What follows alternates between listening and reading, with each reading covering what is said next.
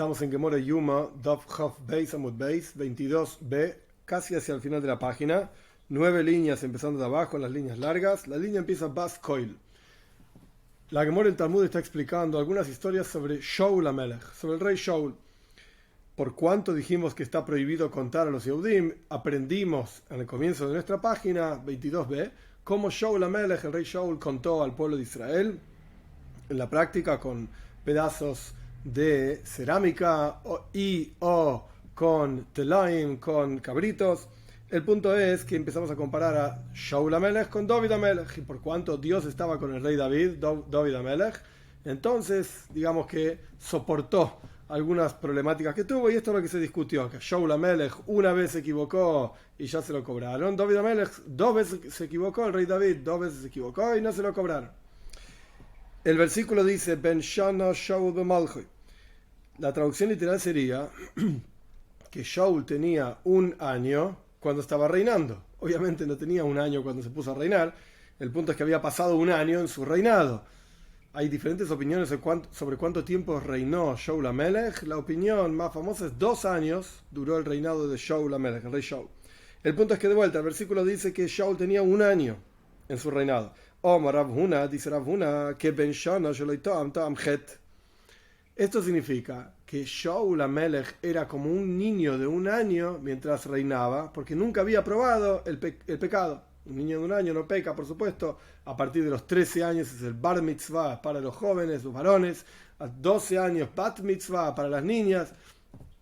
Ahí es donde empiezan a ser responsables por sus acciones frente a Dios, etc. El punto es que al año claramente los bebés no pecan. Por eso el Tanaj dice, por eso la historia dice que Shaul tenía un año, como un niño que nunca pecó. Más que Rav Nachman bar Yitzchak, se queja, o sea, contradice esto Rav Nachman bar Yitzchak,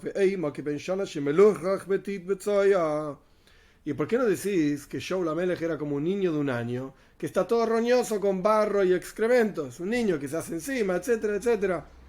¿Quién te dice que está diciendo el Tanaj? ¿Quién te dice que la Torá está diciendo que Shaul HaMelech era un tzadik?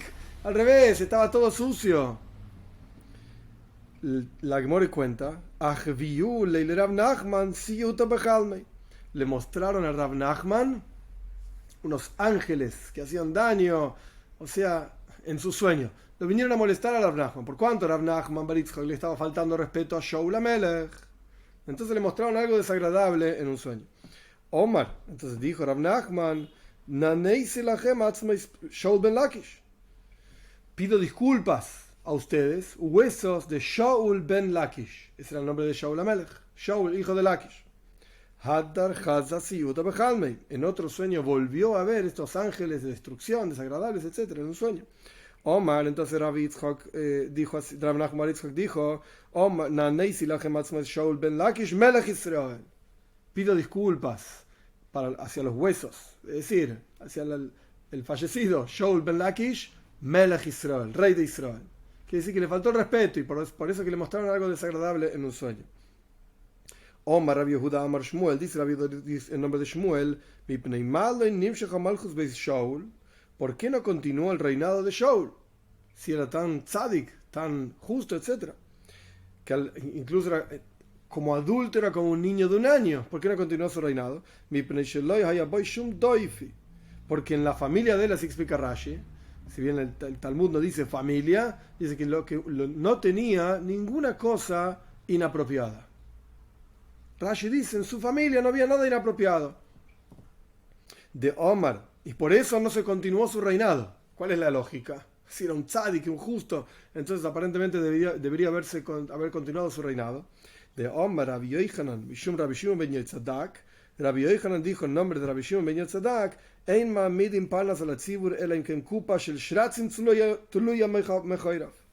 no colocamos, no nombramos un líder en la congregación, o sea, alguien que guíe a la congregación, excepto si tiene una bolsa de bichos podridos, shratzin, cosas roñosas, colgada en sus espaldas.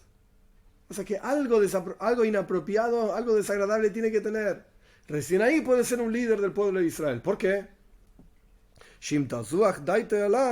Porque si esta persona va a ser arrogante, soberbio y decir, yo soy un tzadik y qué sé yo, Le vamos a decir, ¿por qué no mirás para atrás? Volvé para atrás un poquito y fíjate lo que es tu familia. Esta es la razón por cual el reinado de Shaul era un tzadik, efectivamente, generación tras generación, pero el reinado de él no se continuó.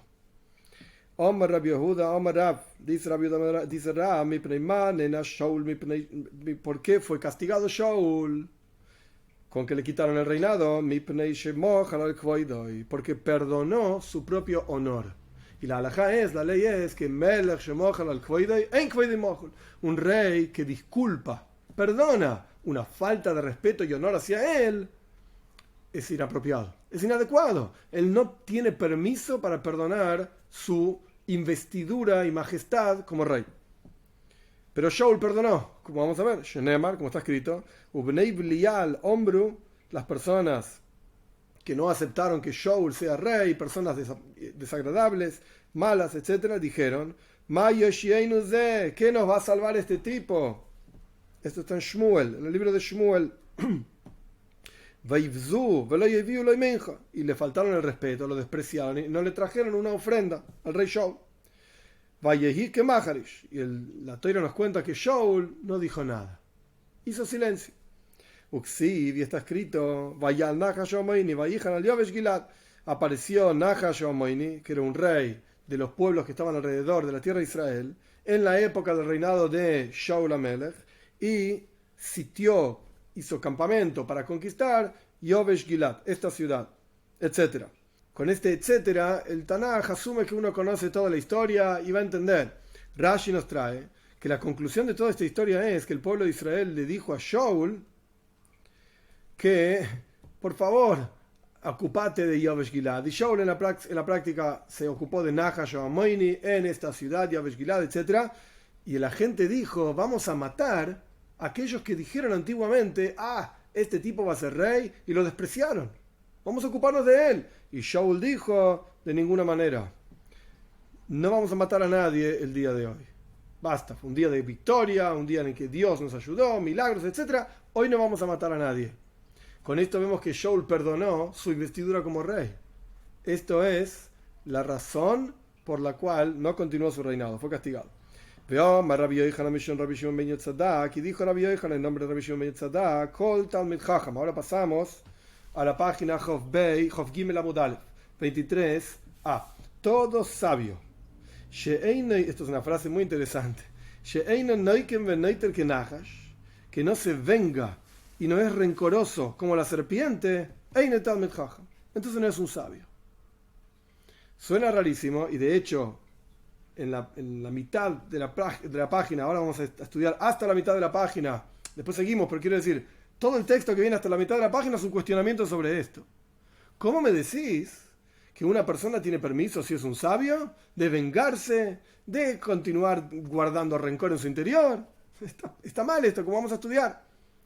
Antes de seguir adelante, hay una explicación hasídica de esta frase que en mi opinión es muy interesante. La idea es así, de vuelta, la frase dice que todo sabio que no se venga y no es rencoroso como una serpiente, entonces no es un sabio.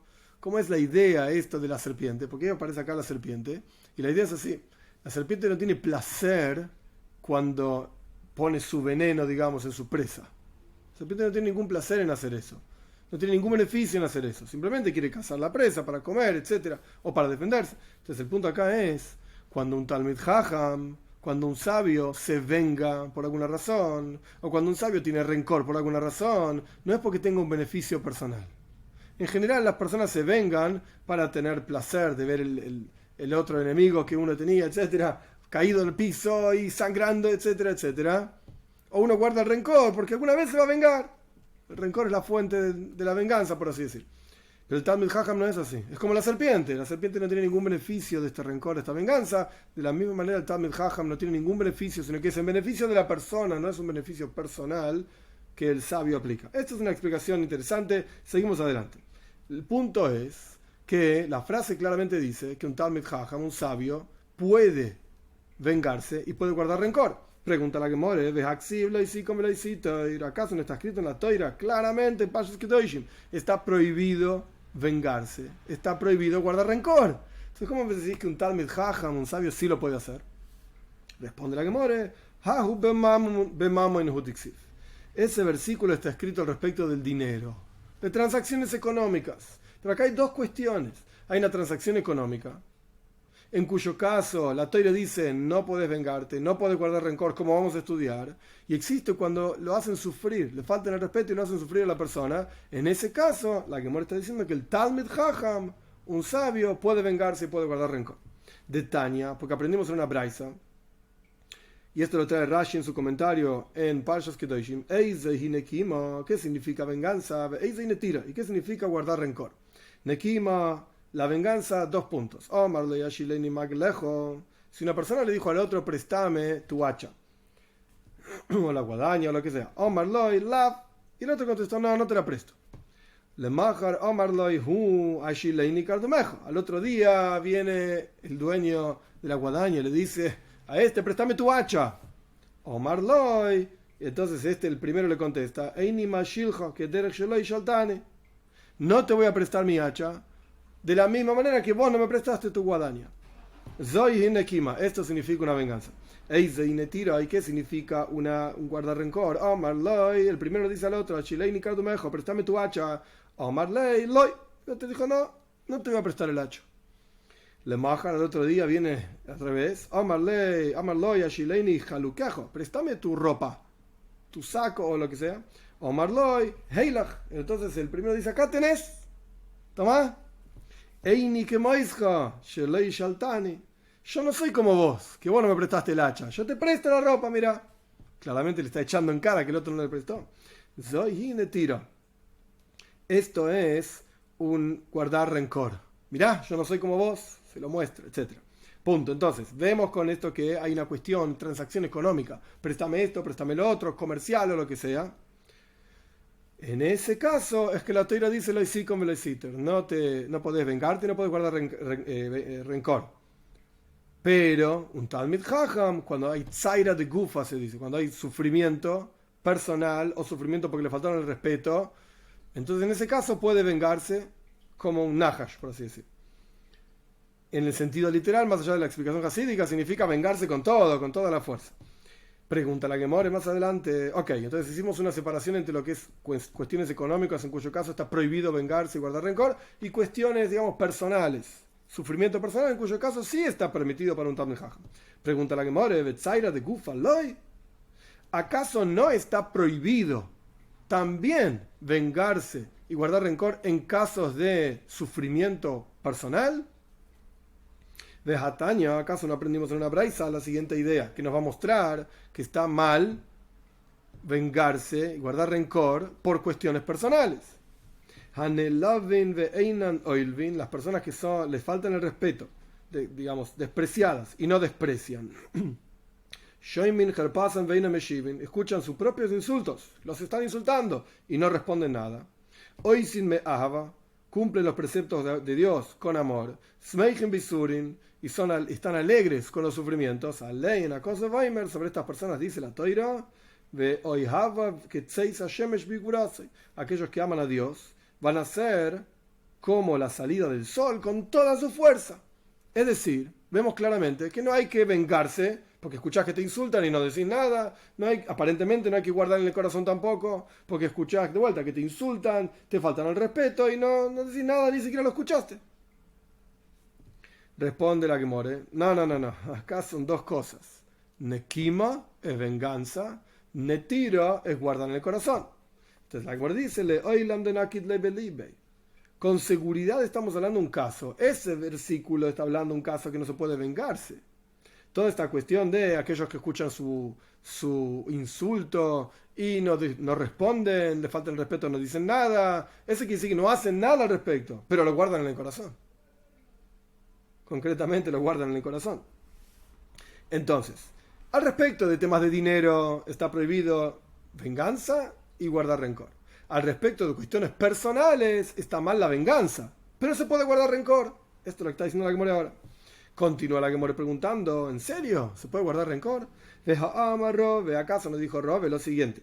Traducción literal es todo el que pasa por arriba de sus cualidades, que no quiere decir nada. O sea, el que no se enoja, el que está tranquilo, el que no guarda en su corazón estas cuestiones, este enojo, etc. Mavirin loyal kolpe shoah. Dios pasa por encima todos sus pecados. Por cuanto vos no prestás tanta atención a que el otro está haciéndote esto, está haciéndote lo otro, ni siquiera lo guardas en tu corazón. Entonces Dios tampoco va a mirar y va a guardar, por así decir, tus pecados, entre comillas, digo, en su corazón. Entonces vemos que, según la explicación de Robe, al respecto de sufrimientos personales, tampoco hay que guardar en el corazón. Responde la Gemara, de mefaisele y mefayes. Esto está hablando de un caso en el cual, esencialmente hablando, el Talmid Jajam, el sabio, guardó en su corazón, porque le faltaron el respeto. Pero el otro vino a pedirle disculpas, mefayes hoy, significa que vino a hablar al corazón, etc. Mefayes. Y la persona pidió, aceptó las disculpas y borró, digamos, de su corazón. Entonces, cuando la persona acepta las disculpas y borra de su corazón el pecado que el otro le cometió porque le faltó el respeto, etc., entonces Dios va a borrar, entre comillas, de su corazón los pecados de esta persona. Esto es, digamos, el final de toda la historia de Shaul HaMelech con la cuenta del pueblo de Israel que empezó en la página pasada. Y con esto entendemos, simplemente para hacer una pequeña conclusión, en asuntos de dinero, como dice la explicación de la Braisa, préstame, no me prestes, etc., ahí está prohibido vengarse y guardar rencor. En el caso de Tzaira de Gufa, sufrimiento personal del cuerpo, le faltaron el respeto, etc., en ese caso está permitido guardarlo en el corazón, pero lo ideal es que cuando el otro te viene a pedir disculpas, lo perdones. Punto.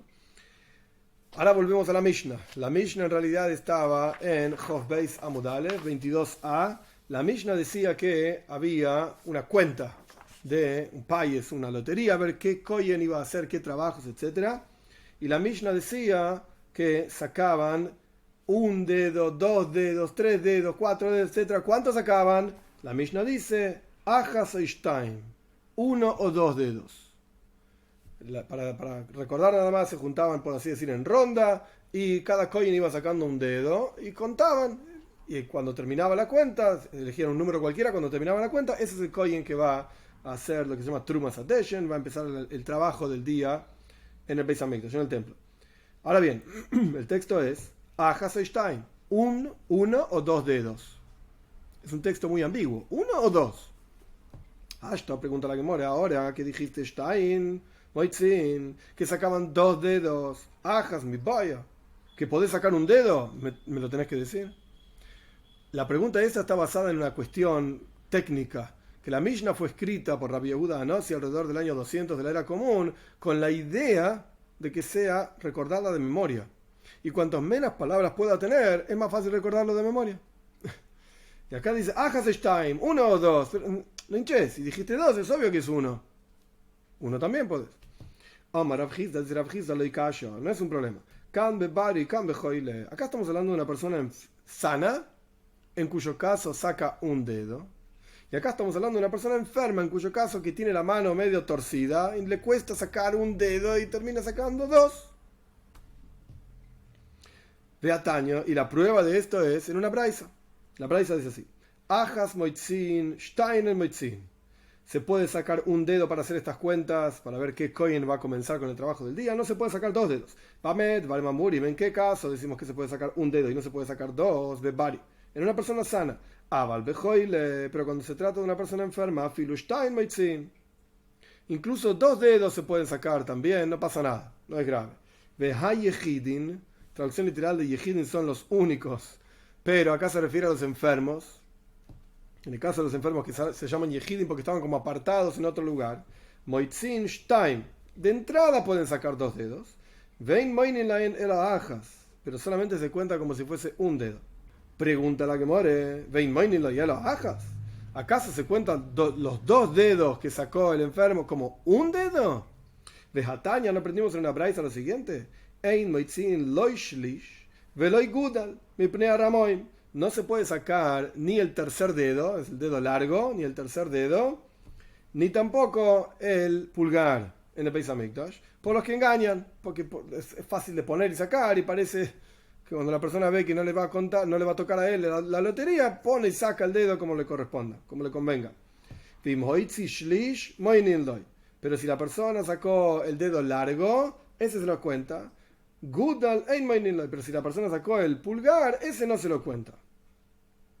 Veloid elo, y no solamente esto, sheloy que minamemune bepakia, que lo van a golpear con un paquía. La Gemara va a discutir más adelante que es paquía, es un látigo, es una especie de látigo. La Gemara va a preguntar qué es esto. Pero la cuestión es que, ¿qué vemos de esta braisa? La Gemara había dicho, la braisa dijo anteriormente, la Gemara trajo una braisa que decía que los enfermos pueden sacar 2 dedos y solamente les cuentan uno. Solamente les cuentan uno. La Gemara preguntó, ¿cómo es esto de que les cuentan uno? La Gemara misma dice, la braisa misma más adelante dice, que pueden sacar el shlish, el tercer dedo, o sea, uno más el tercer dedo, y el gudal, y el pulgar. El pulgar no se lo cuenta. Pero si sacó el tercer dedo, sí se lo cuenta. Es decir, el tercer dedo más algún otro que sacó. Entonces sí pueden sacar 2 dedos y se lo cuenta como 2 dedos. Responde la Gemara, Mai moinin loy, name yajas. ¿Qué significa que le cuentan uno? Incluso si sacó el tercer dedo, se lo cuenta como uno solo. El tercer dedo más otro es un solo dedo. Pregunta la Gemara, Mai pakia, ¿qué es esta palabra pakia? Omar Rav, dice Rav, midro. Es un midro en arameo. Mai midro. ¿Y qué es un midro? Pregunta la Gemara. Omar Papo, mitarco detalle, de pasik reiche. Esto se trata de una retzúa, una especie de látigo. Una especie de látigo de los Ishmaelim de la época. Ishmaelim son las personas árabes que vivían en aquella época. No estamos hablando de musulmanes, porque no existían los musulmanes alrededor de la época 200, del año 200, del año 400 y pico fue compilada la Gemara del Talmud, que es el texto que estamos estudiando. Todavía no existían los musulmanes. Eran los paganos árabes que vivían en la zona, que para andar en caballo usaban una especie de látigo que tenía como 2 puntitas para pegarle al caballo y que el caballo ande más rápido. Esto es lo que dice Papa.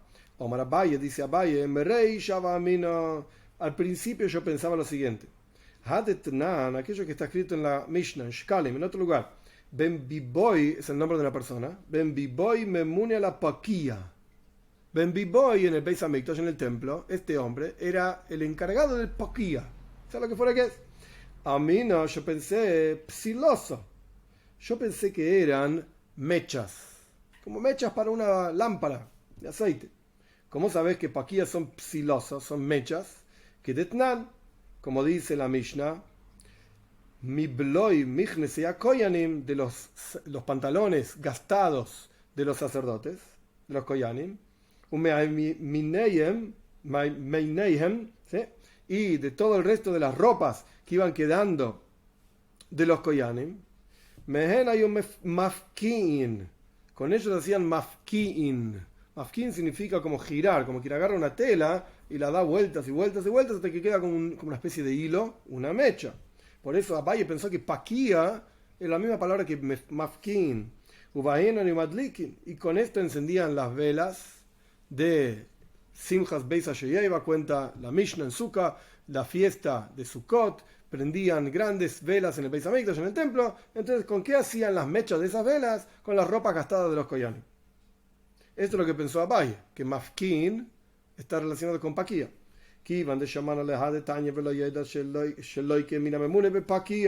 Cuando escuché esta enseñanza de la braisa que dice que el kohen que sacaba el gudal, que sacaba el pulgar para ser contado, el memun, el encargado, lo golpeaba con un paquía, a mí no hay paquía, nagdo. Entonces ahí dije que es un paquía, un látigo. Lo golpeaban, un látigo. Punto. Muy bien. Ahora la Gemara analiza otro asunto en la Mishnah, un asunto triste.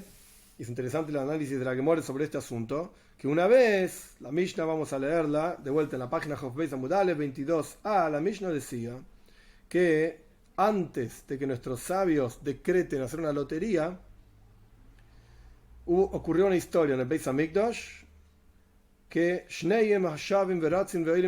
había 2 koyanim que estaban corriendo, subiendo a la rampa que llevaba al altar.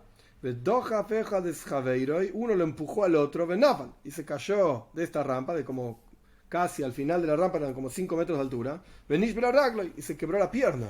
Cuando el Beis Din vio esto, dijo, bueno, acá No va más esto de quién corre más rápido. No vamos a hacer más carreras en el Beis Hamikdash. Por eso ahora la que more en Chof Gimel Amud Aleph 23a cita esta historia y dice así: la historia es, como de vuelta, como dice la Mishnah, dos koyanim estaban corriendo al mismo tiempo y subiendo por la rampa, etc. Tanorabanan, enseñaron nuestros sabios otra historia. Ya tenemos una historia en la Mishnah, ahora viene otra historia.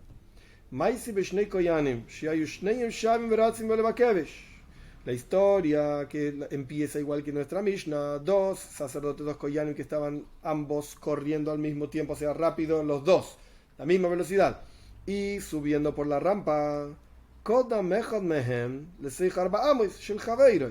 Y uno se adelantó como dentro del espacio del otro, lo estaba corriendo por sobre el otro, estaba ganando la carrera. No tal sakin betokaloy beliboy. Agarró un cuchillo el que estaba corriendo y se lo clavó, ¡pum!, en el corazón al otro. Se lo clavó en el corazón, literalmente. Después de esta historia, Omad Rabbi Tzadok al Mailis Ulam, Rabbi Tzadok se paró sobre uno de los salones que había, no en el templo propiamente dicho, sino en las afueras del templo había diferentes salones de reuniones. Ve Omar, y dijo así Rabbi Tzadok: Ajeinu Beis Israel, nuestros hermanos, casa de Israel, Yehudim, Shimu, escuchen, hoy me está escrito, la Torah dice que cuando encuentres un cuerpo muerto en la tierra y no sabemos a quién es, ni quién lo mató, hay que expiar por este muerto. Y hay todo un proceso que se llama Egla Arufa, explicado en la Gemara en Soita. Egla Arufa significa que se traía una ternerita y se la degollaban en otro lugar, donde no crezca nadie, en un Nahal Eisan, un río. Toda una historia, todo un proceso de capara, de expiación. De hecho, entre paréntesis, no es el asunto de nuestra Mishnah, de nuestra Gemara, pero ya que llegamos ahí, de ahí sale el concepto de lavarse las manos. ¿Qué es esto de lavarse las manos? Yo me lavo las manos, no tengo nada que ver con esta historia, otra cosa. La historia dice que los sabios que hacían todo un proceso de medición, etcétera, toda la historia no viene al caso, pero los sabios decían: nuestras manos no derramaron esta sangre. De vuelta, estamos hablando de alguien asesinado que apareció en el medio de la nada y estamos tratando de expiar por la muerte de esta persona. Se lo enterraba, por supuesto, y un montón de otras cosas, pero nuestras manos no derramaron esta sangre. De ahí se aprende, de esta historia, que los sabios, se lavaban sus manos, etcétera, y la expresión, lavarse las manos, viene de este maíz. Como quien dice: yo no tengo nada que ver. Cerramos paréntesis. La cuestión es que Rabbi Tzadok, que estaba parado en un salón, probablemente había mucha gente hablando, después de esta historia de que un kohen le clavó un cuchillo en el corazón al otro, y dijo: estos versículos, cuando encuentres una persona muerta, un cadáver en la tierra, y van a salir tus ancianos y tus jueces. Salen de las ciudades más cercanas para medir a ver quién traía la ofrenda, etc. Y nosotros que somos koyanim, que acaba de pasar en el Beis Hamikdash, en el templo, un asesinato. ¿Quién es el que tiene que expiar por este asesinato? ¿Al-Hoir o al-Azaris? ¿Es la ciudad de Jerusalén en la ciudad donde ocurre este asesinato? ¿O el patio del Beis Hamikdash? Los patios del Beis Hamikdash, el templo mismo donde ocurre este asesinato. Go kola am bivchia. Se pusieron todos a llorar con las palabras de Rabbi Tzadok. Es terrible esto que ocurrió. Y la historia no termina acá. Bo oviv shel tinek. Apareció el padre de este joven, acá lo llama Tino, que es un bebé, es un joven del Kohen, a quien asesinaron. Y encontró a su hijo todavía muriendo, por así decir, agonizando, moviéndose como un cuerpo que se está moviendo porque está muriendo. Omar, y el padre de este Kohen dijo así: acá tenés, esta es la expiación. Mirá, mi hijo se está muriendo porque quería hacer un servicio en el Beis Hamikdash, en el templo.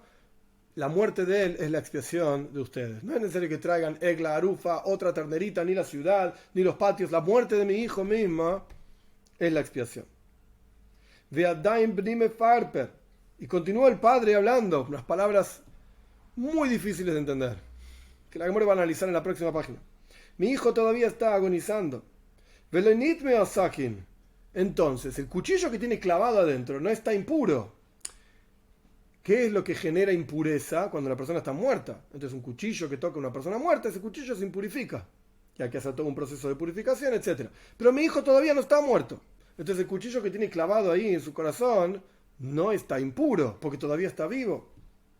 Lela Medjo, dice la Braisa, esto te viene a enseñar.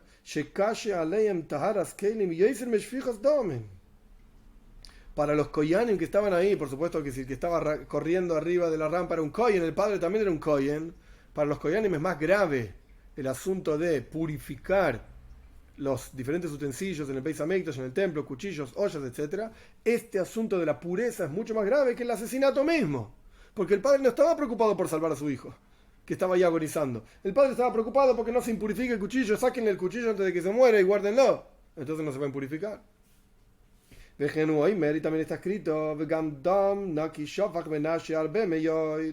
también el versículo dice en Melachim, en Reyes, que Menashe, un hijo de Hizkiyahu Melech, derramó sangre inocente, muchísimo, hasta que Jerusalén estaba llena de boca a boca, de extremo a extremo, llena de sangre de gente que mató Menashe. No quiere decir que la sangre estaba en la calle, quiere decir que tanto fue el asesinato de Menashe. Punto. Esta es la Braisa. Entonces tenemos dos historias. La historia en la Mishnah, que uno empujó al otro y le quebró una pierna, y la historia en la Braisa, que uno mató al otro, un cuchillazo. Pregunta la Gemara, hey, Maise Kadim, ¿cuál de las historias es anterior? Y Leima de Shfijas Damen, si me vas a decir que la historia de la Braisa, del asesinato, vino primero en el tiempo, cronológicamente hablando, vino primero. Hashtag. Ahora bien, momento. Ashfijus Damen le Sakinu Paisa. Sobre un asesinato que ocurrió en el Beis Hamikdash, en el templo, nuestros sabios no decretaron una lotería, porque la Mishnah dice al fin y al cabo que cuando uno le rompió la pierna al otro, decretaron a nuestros sabios basta de correr por el templo. Pero hubo una historia anterior de un asesinato. ¿Por qué nuestros sabios no decretaron hacer una lotería en cuanto vieron lo que estaba pasando? Uno le clavó un cuchillo al otro. No es que lo empujó y le quebró la pierna, le clavó un cuchillo y lo mató. Entonces, si nuestros sabios no decretaron un payes, una lotería, por esta historia de derramar sangre, por la segunda historia, la que le quebró la pierna, ahí sí nuestros sabios dijeron, señores, le quebró una pierna, hay que dejar de correr en el templo y decretar una lotería. No tiene sentido. Entonces, primero viene la historia de que un kohen empujó al otro, lo tiró de la rampa del altar y le quebró la pierna. Pregunta la Gemara, si es así, que esa historia de quebrar la pierna vino primero, Kivan de Sakinu Paisa, ¿por cuánto a partir de esa historia nuestros sabios decretaron una lotería? Arba, amo Ismaya Vitayo, ¿qué es esto de que uno estaba corriendo y acercó y se adelantó al otro y uno sacó un cuchillo y lo clavó? No existe. ¿Cómo estaban corriendo si ya habían decretado hacer una lotería? ¿A dónde estaban corriendo? ¿Para qué? Entonces, volvemos para atrás. La lógica, para adelante y para atrás. Con seguridad la historia del asesinato vino primero. Y al principio, ¿por qué nuestros sabios no decretaron lotería a partir de ver esta historia de un asesinato en el medio del Beis Hamikdash, en el medio del templo? Porque pensaron nuestros sabios a Kroi Be'almo. Esto es algo que es totalmente circunstancial. A este tipo está meyugen, está loco y le clavó un cuchillo al otro, pero no es algo normal. No va a pasar nunca más. No es necesario que decretemos todo un tikkun, una reparación para esto, si nunca más va a pasar.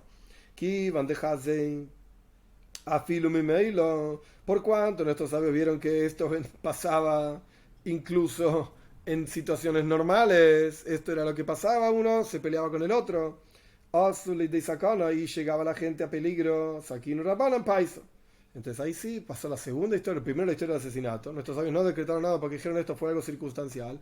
Pasó la historia de uno que le quebró la pierna al otro y dijeron ahí basta, esto es lo normal, que se maten entre ellos, por así decirlo. Punto. Ahora la Gemara quiere analizar otra parte de esta historia. Se paró Rabbi Tzadok sobre uno de los salones que había cerca del Beis Hamikdash y dijo así: Ajino Beis Israel, nuestros hermanos, casa de Israel, Shimu, escuchen, Arei Oimer, está escrito, Cuando encuentres un cuerpo muerto en la tierra, anan al mile la ir a la azares. ¿Por quién traemos expiación de una egla arufa, una ternerita que va a ser degollada, etcétera? ¿Por la ciudad de Jerusalén o por el Beis Hamikdash, por el templo? Pregunta la Gemara sobre esta frase de Rabbi Tzadok. ¿Virushalayim vas a suye egla arufa? ¿Acaso la ciudad de Jerusalén, cuando había alguien muerto y no sabemos quién lo mató, en la ciudad de Jerusalén, tenía que traer una ternerita? ¿No? Beataña, no aprendimos en otro lado. Asar Advarim Nemru Yerushalayim. 10 cosas fueron dichas sobre Jerusalén. Esta es una de ellas. Ahora pasamos a Chav Gimel Amud Beis 23b. ¿Cuál es una de las 10 cosas que están escritas sobre Jerusalén? Eina me vía egla arufa. No trae Jerusalén una ternerita para ser degollada, para expiar por alguien asesinado. No trae Jerusalén. Porque el punto es que el versículo que habla sobre este procedimiento de expiación por un asesinado, etcétera, alguien asesinado, dice que esto es de las ciudades que fueron entregadas como herencia para cada uno de las tribus del pueblo de Israel. Pero Jerusalén nunca se dividió y repartió entre tribus. Entonces Jerusalén no traía el arufa. Entonces, ¿qué está diciendo Rabbi Tzadok? ¿A quién hay que traer expiación? ¿Por la ciudad o por...? ¿Cómo por la ciudad? La ciudad no expía. El Beis Hamikdash tampoco expía con una ternerita que después va a ser degollada. Ve hoy, más aún. El versículo dice al respecto del proceso de esta ternerita degollada, egla arufa, que no sabemos quién lo mató. ¡Hey! Acá sí sabemos. Este Cohen lo mató, le clavó un cuchillo en una nota. Lo vimos. Entonces, ¿qué estaba diciendo Rabbi Tzadok? ¿Por quién traemos expiación? Que deile arbais bebejía, para que la gente llore y lloren y sufran y sepan que esto fue algo terrible. Punto. No estaba hablando de una ley, estaba hablando de simplemente aumentar el sufrimiento y el llanto, etc. Analizamos ahora el último pedacito de la braisa. Bo Oviv Sheltinoik, vino el padre de este Cohen asesinado, Umetzoy, que yo me farpe, y lo encontró moribundo. Omar, y dijo así, haré yuca para Ashem, acá tenés la expiación. Vadaim Bnikaya, mi hijo todavía está vivo, etc. La Gemara está citando de vuelta lo que vamos a analizar.